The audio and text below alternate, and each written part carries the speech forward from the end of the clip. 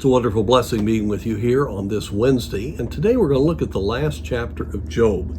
Most of you are familiar with the story of Job, how that God began a testing by letting Satan know the tremendous testimony of Job on the earth. In fact, he puts him as the one that had the greatest testimony. Well, this, of course, was not something that Satan wanted to hear, and God knew that Satan would react, I am sure, and so he allowed this to occur, and Satan caused a great trial for Job. And we learn in those early chapters that Job feared losing what he had, and God was getting him to trust him even in a greater way. You find that in chapter 3 of Job. But we're now at the end, after Job had held to his faith in the Lord, but had complained that God had allowed this, and this wasn't necessarily fair. And God makes it very clear who he is and gives us some tremendous chapters on the greatness of his power and the greatness of his plan for us. After he has dealt with, Job repents and realizes how he was, even though he trusted the Lord fully, was still looking to himself. It's amazing how self gets in the way. And then the Lord deals with his friends who were looking at performance relationship with the Lord rather than genuine walk with the Lord like Job had had. And so God deals with them. And then we read in verse 10 of chapter 40, and the Lord turned the captivity of Job when he prayed for his friends. Now, that's a wonderful, wonderful principle right there.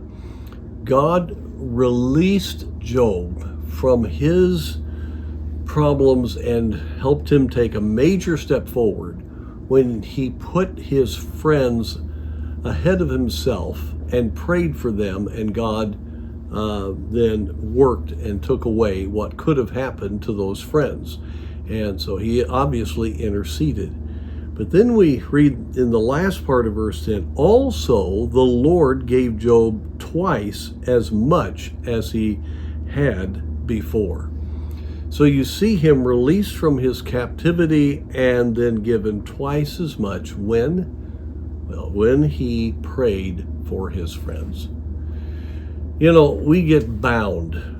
We are captive to our own selfish desires, and it often turns into bitterness or frustration with people or wanting our own way, and we don't even see it. It's so subtle in our heart. We don't understand how the fingers of selfishness just work their way throughout our entire being. But if we're walking in the Spirit, God overcomes that, and if we'll continue to walk in the Spirit, we can be totally different people.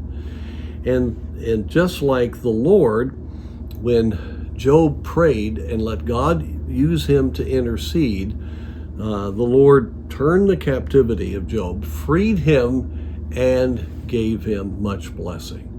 And friends, that'll be what happens to each one of us. God wants to free you. He wants to give you great blessing. He wants to work in a mighty way. He wants to encourage you. But we bind ourselves. We imprison ourselves with our own thoughts and our own selfishness, and when we're not willing to face it, we miss out on great blessing. So let's look at that example of Job, who was a good man.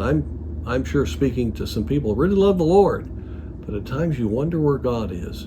Could well be that you've fallen into the trap that Job was in, and I want to encourage you, let God just work in your heart and give of yourself for others, and God will break the back of that selfishness, and you'll be free and see God work.